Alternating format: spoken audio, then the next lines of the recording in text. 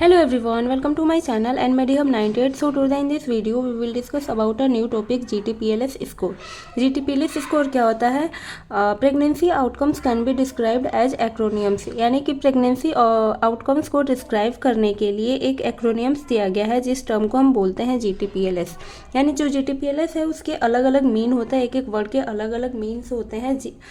जैसे G means होता है ग्रेविडा, T मीन्स होता है टर्म बर्थ, P मीन्स होता है प्रीटर्म बर्थ, A मीन्स होता है अबॉर्शन, L मीन्स होता है live birth and last one S means होता है स्टील बर्थ। ओके, यानी G फर्स्ट वन है G यानी gravida, it means number of total pregnancy. Total pregnancy को हम ग्रेविडा के नाम से जानते हैं, जिसको कि हम G0, G1, G2, G3, G4 ऐसे करके G से हम इसको डिनोट करते हैं। ओके, G0 मीन्स होता है नली ग्रेविडा। नली ग्रेविडा मीन्स वो फीमेल जो कि कभी भी प्रेगनेंसी कंसीव नहीं की या प्रेग्नेंट नहीं हुई है, जिसको कि हम G0 से डिनोट करते हैं, जिसका मतलब होता है नली ग्रेविडा। ओके, नेक्स्ट वन होता है G1। G1 मीन्स होता है प्राइमरी ग्रेविडा। प्राइमरी ग्रेविडा यानी कि जो female first time pregnancy conceive की है, जिसको कि हम डिनोट करते हैं G1 से। ओके, नेक्स्ट है G2 या G3। G2 और G3 को हम मल्टी ग्रेविडा के नाम से जानते हैं, जो मदर सेकेंड या थर्ड टाइम प्रेगनेंसी कंसीव की है, जिसको कि हम मल्टी ग्रेविडा के नाम से जानते हैं। ओके, इसके बाद है G4 या G5, G6, G7, जैसे जैसे ये इंक्रीज करते जाएगा उस प्रेगनेंसी को हम कहेंगे ग्रैंड मल्टी ग्रेविडा। ठीक है, नेक्स्ट है इसके बाद T it means term birth या term delivery. Number of babies born at terms more than 37 weeks of gestation, यानी कि 37 वीक गेस्टेशन के बाद जिस फीमेल की डिलीवरी होती है उसको हम टर्म बर्थ या टर्म डिलीवरी कहते हैं। ठीक है, नेक्स्ट है इसके बाद P यानी कि प्रीटर्म बर्थ। प्रीटर्म बर्थ यानी number of babies born before 37 week, यानी कि 37 वीक्स के पहले जो बच्चे जन्म लेते हैं या बॉर्न करते हैं उसको हम प्रीटर्म बर्थ कहते हैं।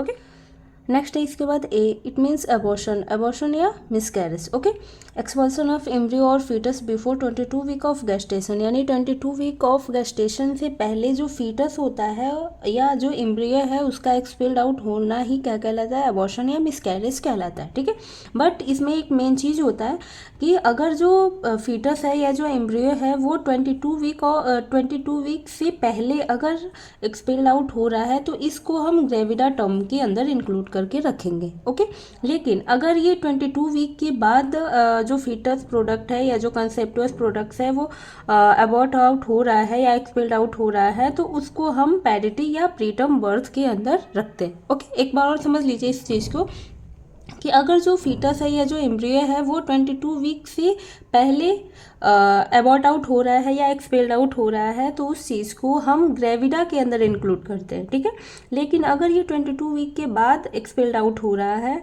ठीक है, तो उसको हम पैरिटी या प्रीटर्म बर्थ के अंदर इंक्लूड करके रखते हैं। ठीक है, नेक्स्ट इसके बाद इसमें एक और टर्म है कि termination of pregnancy after 22 week to 24 week of gestation, जिसको कि हम MTP या थेराप्यूटिक टर्मिनेशन या मैटरनल टर्मिनेशन ऑफ प्रेगनेंसी कहते हैं। ठीक है, यानी कि अगर क्लिनिकली 22 वीक और 24 वीक के अंदर अगर जो प्रेगनेंसी है वो मदर खुद से या जो फीमेल है वो खुद से उस फीटस प्रोडक्ट को एक्सपेल्ड आउट करवाती है, ठीक है, उसको हम MTP के नाम से जानते हैं। ठीक है, जो कि एक लीगल प्रोसीजर होता है। ओके, नेक्स्ट इसके बाद L it means live birth. Live birth means number of current living children, यानी कि आफ्टर डिलीवरी जो बेबी करेंटली है उसको हम लाइव बर्थ के अंदर इंक्लूड करते हैं। ओके, लास्ट वन है S means steel birth. Steel में यानी कि डिलीवरी ऑफ डेड बेबी, यानी कि जब फीमेल का डिलीवरी होता है तो उस दौरान अगर बेबी डेड डिलीवर्ड हो रहा है उसको हम स्टील बर्थ के अंडर में रखते हैं।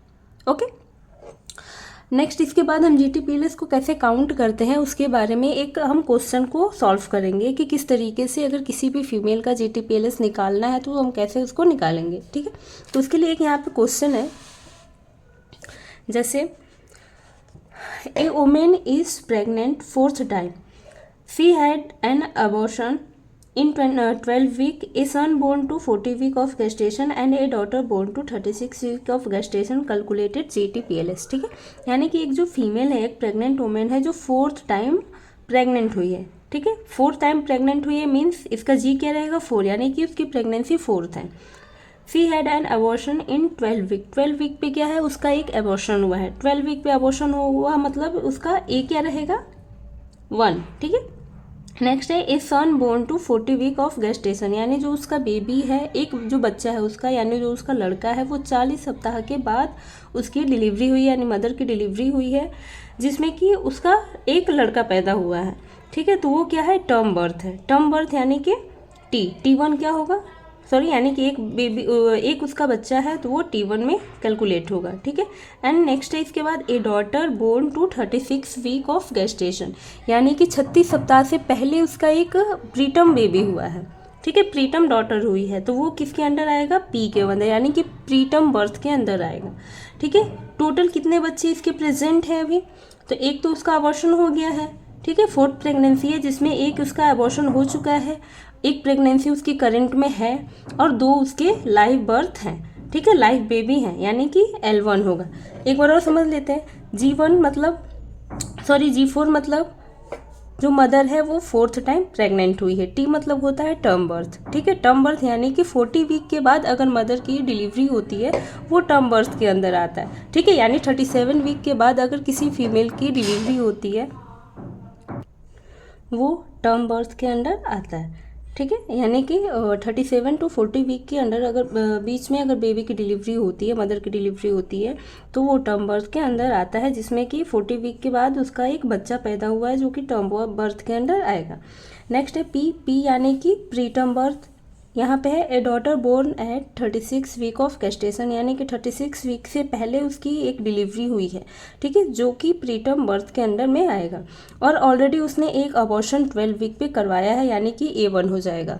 लाइफ यानी कि L2 मीन्स उसका एक बेटा और एक बेटी, जो कि एक 40 वीक पे हुआ है, एक 36 वीक पे हुआ है, वो लाइव है, यानी कि 2 उसकी प्रेगनेंसी लाइव है, एक अबॉर्शन हुआ है, और 4th प्रेगनेंसी उसकी अभी करंट में है, ठीक है, यानी G4, T1, P1, A1 and L2, okay.